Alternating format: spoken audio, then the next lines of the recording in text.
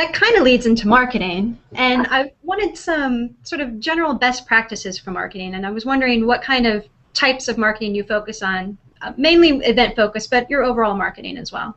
Sure. Hi everyone, I'm Allie, and I realize that with the orange stripes and the way that this is framed, this looks like a mugshot, but I promise you I'm not kidding.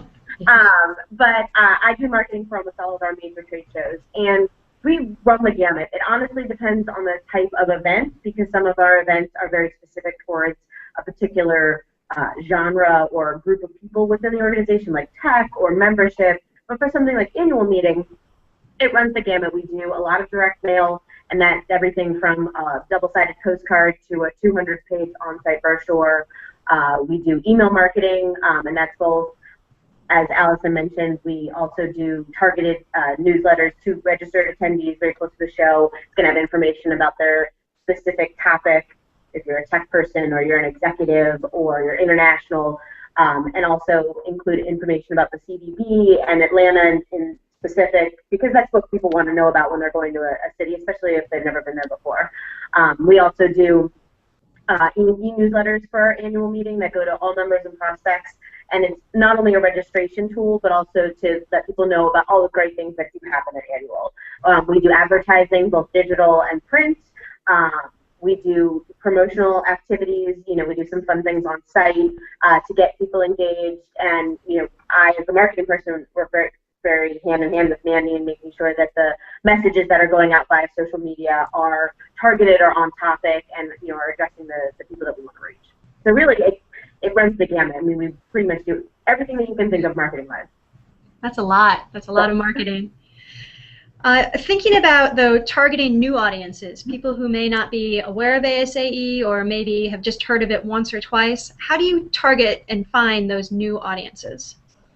I think that's a question that a lot of associations struggle with, and not just ASAE, because you know, the people who are going to come to shows are the people who are going to come to shows.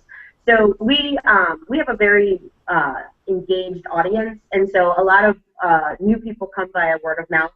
So your coworker is attended, your supervisor is attended, another one of your friends in the in the association world has attended.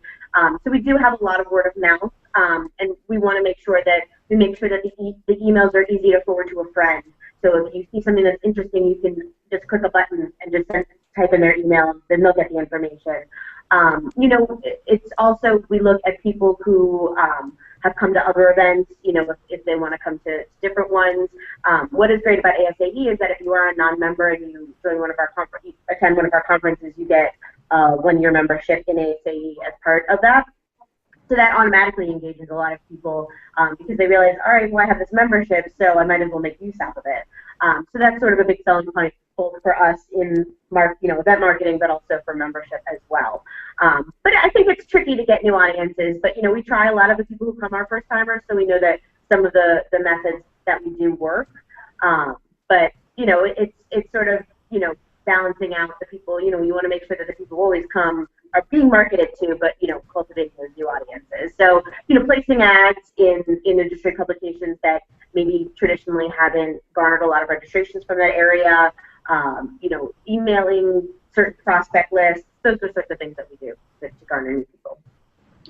One other piece, if I might step in for a second, that we do as soon as a program is over, we actually put up a kind of mini registration form on the website, and it's kind of acts as a prospect list for us, because we often find out people might find out about our show afterwards because a colleague or an attendee was talking about it, and then they want more information and want to make sure they can hear about it the next year. So we put up a little mini form on the site, on the registration page, that basically is like, if you want information about the next year's show, please fill out this little survey here and let us know. And so we do also get prospects from that as well. That's great. I know the way that I first came to ASAE was my director actually received an email with a complimentary registration in order to bring somebody with her. And so she decided to bring me, and the rest is history. And here you are. Yeah, that one worked. We do have a program, we call it our CEO can bring their planner for free, because meeting planners for us is an audience that we want at our show because that's valuable to our exhibitors. And so we find value in providing that complimentary registration. So if the CEO pays the full rate, their planner can come to the meeting free of charge, and that's a win-win for both. So for you as the attendee, which that's awesome that you utilized it, and then also for our exhibitors, because they want you on the floor. And also with that type of deal, you get two people from the same organization, they can really cover the entire meeting because they're looking at different things and they're going to different sessions, and you get more of a broader sense of the overall meeting, I think, too, rather than having just one person at a meeting. That's great. So we're coming to the end of our time, and I just want to ask one final question, which if you could do just one thing to market your event, what would that one thing be? Oh, well, I mean, if money or time or anything was not an object, I would really love to market specifically to different groups, because this is our biggest meeting, our annual meeting. There are different types of groups and different types of marketing that they react to. So I would love to be able to take all 6,000 people and put them into an email group or a direct mail group or a Twitter group and really specifically market to them. That would be my ultimate dream. But sometimes you would be good commercial stars too.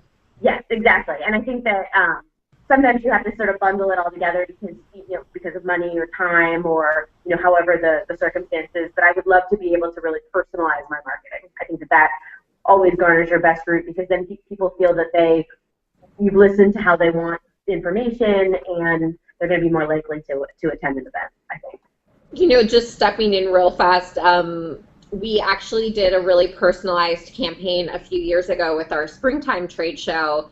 And we got a really funny response. We used silhouettes of people, and if the attendee was a male, and we had them marked as a male, there was a male silhouette, and it had the person's name on the front of the postcard in front of the silhouette. And if it was a female, it was a female silhouette. And so we actually had a small pool of people that actually contacted us and were kind of offended because they thought that the postcard went out to everybody with their name on it, and like they were endorsing the meeting. They were like, we didn't give you permission to have us endorse your meeting. And we were like, no, that was a personalized card just for you. Your name wasn't on everybody else's postcard.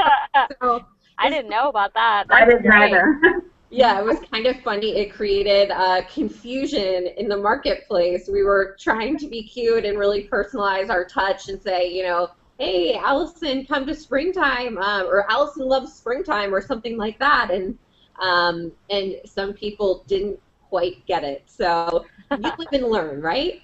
Yes, I think the moral of that is you can't please everyone. Yeah, absolutely. Yeah. It sounds like a good lesson learned for targeting maybe somebody's interests, but being careful about how you call them out specifically. Right. Yeah. So thanks very much for taking the time to participate today. I know you guys are very busy getting ready for your meeting in a few weeks, but thank you very much. We really appreciate it. Bye. We're happy to be with you guys today. Thank you for having me. Thanks.